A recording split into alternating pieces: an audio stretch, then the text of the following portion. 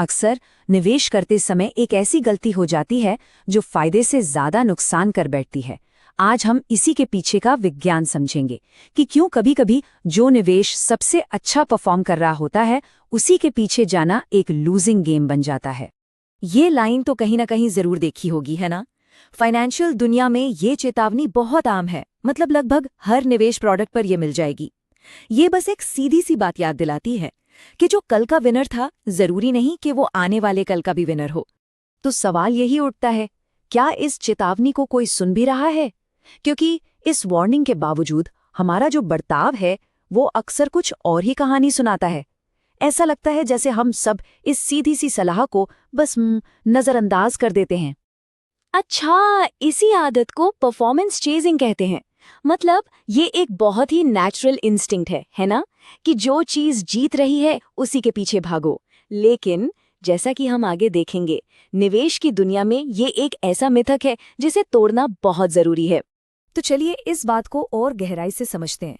अब ये जानने के लिए कि ये आदत असल में कितनी गहरी है, कुछ रिसर्चर्स ने इसी मिथक को टेस्ट करने के लिए एक बड़ा ही दिलचस्प एक्सपेरिमेंट किया। और देखिए, ये कोई छोटा मोटा अध्ययन नहीं था। इसमें 1600 लोगों को शामिल किया गया था। मतलब इससे ये पक्का हो गया कि जो भी नतीजे निकलेंगे वो भरोसेमंद होंगे। तो ये गेम था बड़ा सीधा सा। लोगों को 2 म्यूचुअल फंड्स में से एक को चुनना था। फिर हर महीने उन्हें दोनों का परफॉर्मेंस दिखाया जाता और उन्होंने जो भी फंड चुना होता उसके हिसाब से उन्हें एक असली कैश बोनस मिलता। और ये सब पूरे 60 बार दोहराया गया, यानी एक तरह से 5 साल के इन्वेस्टमेंट का सिमुलेशन। पर इस पूरे एक्सपेरिमेंट का असली ट्विस्ट तो अब आता है। बात ये थी कि दोनों फंड्स का जो परफॉर्मेंस था वो असल में पूरी तरह से रैंडम था। मतलब उसे असली जैसा दिखाने के लिए मार्केट डेटा में बस कुछ भी उतार चढ़ाव जोड़ दिए गए थे। दोनों में सिर्फ एक ही पक्का फर्क था, एक फंड की फीस दूसरे से काफी कम थी। तो जाहिर है लंबे समय में तो कम फीस वाला फंड ही स्मार्ट चॉइस था। तो लोगों ने क्या किया? इस स्टडी की जो पहली और सबसे बड़ी खोज थी वो ये कि जो आम चेतावनी हम सब देखते हैं उसका तो कोई असर ही नहीं हुआ। लगभग आधे लोग, मतलब 46% पार्टिसिपेंट्स, बस एक बहुत ही सिंपल से रूल पर चल रहे थे। जो भी फंड पिछले महीने जीता उसी में रहो, अगर वो हार गया तो दूसरे पे चले जाओ। बस उन्होंने फीस जैसे लॉन्ग टर्म फैक्टर्स को तो पूरी तरह से अनदेखा कर दिया। और सबसे हैरानी की बात तो ये थी कि उस स्टैंडर्ड वार्निंग का सच में कोई असर नहीं हुआ। आप देखिए, जिन लोगों को कोई भी वार्निंग नहीं दी गई और जिन्हें दी गई, दोनों ही ग्रुप्स ने 66% टाइम कम फीस वाले फंड को ही चुना। मतलब जरा भी फर्क नहीं पड़ा। और मामला यहाँ और भी ज्यादा चिंताजनक हो जाता है। पता चला कि जिन लोगों को फाइनेंस की ज्यादा जानकारी नहीं थी उनके लिए तो ये स्टैंडर्ड वार्निंग असल में नुकसानदेह साबित हुई। जी हाँ, सही फैसला लेने में मदद करने के बजाय इस वार्निंग ने उन्हें महंगे वाले फंड को और भी ज्यादा बार चुनने पर मजबूर कर दिया। तो फिर सवाल ये है कि अगर ये स्टैंडर्ड वार्निंग काम नहीं करती तो फिर क्या करता है? अच्छा, तो रिसर्चर्स ने अब प्रॉब्लम से हटकर सोल्यूशन की तरफ देखा और एक अलग तरह का तरीका टेस्ट किया। उन्होंने एक नई सोशल वार्निंग तैयार की। अब ये सिर्फ ये नहीं बताती कि क्या नहीं करना है, नहीं, बल्कि ये एक साफ साफ स्ट्रैटेजी देती है।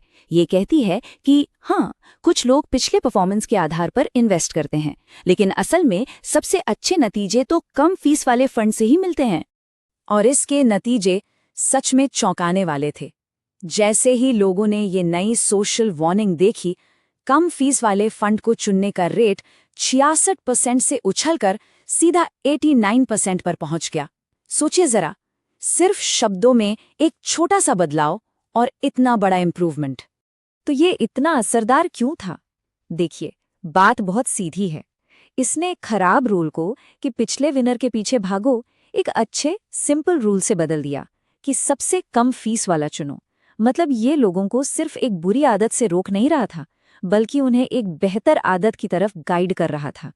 तो चलिए इस पूरी स्टडी से जो सबक मिलता है उसे एक बड़े प्रिंसिपल में बदलते हैं, क्योंकि ये सिर्फ इन्वेस्टमेंट के बारे में नहीं है। ये किसी भी ऐसी सिचुएशन के बारे में है जहां बहुत सारा शोर हो और हमें सही फैसला लेना हो। सिर्फ पिछले परफॉर्मेंस पर भरोसा करना जानते कैसा है? ये ठीक वैसा ही है जैसे कोई सिर्फ अपनी कार के रियर व्यू मिरर में देखकर आगे गाड़ी चलाने की कोशिश करे। वो मिरर बस ये बताता है कि हम कहाँ से आए हैं, ये नहीं कि हम कहाँ जा रहे हैं। ये बस शोर है, सिग्नल नहीं। तो इस पूरे विश्लेषण से जो सबसे बड़ी सीख मिलती है वो ये है, बेहतर फैसले लेने का राज है सिग्नल को शोर से अलग करना सीखना। इन्वेस्टमेंट की भाषा में कहें तो सिग्नल है कम फीस जैसी पक्की चीजें जो रिटर्न पर सीधा असर डालती हैं, और शोर है वो शॉर्ट टर्म ऊपर नीचे होता हुआ परफॉर्मेंस जो हमारा ध्यान तो खींचता है लेकिन भविष्य के बारे में कुछ खास बताता नहीं है।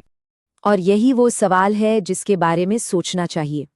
अगला कोई भी फैसला लेते समय, चाहे वो करियर का हो, सेहत का या फिर किसी और निवेश का, खुद से ये सवाल पूछना बहुत जरूरी है।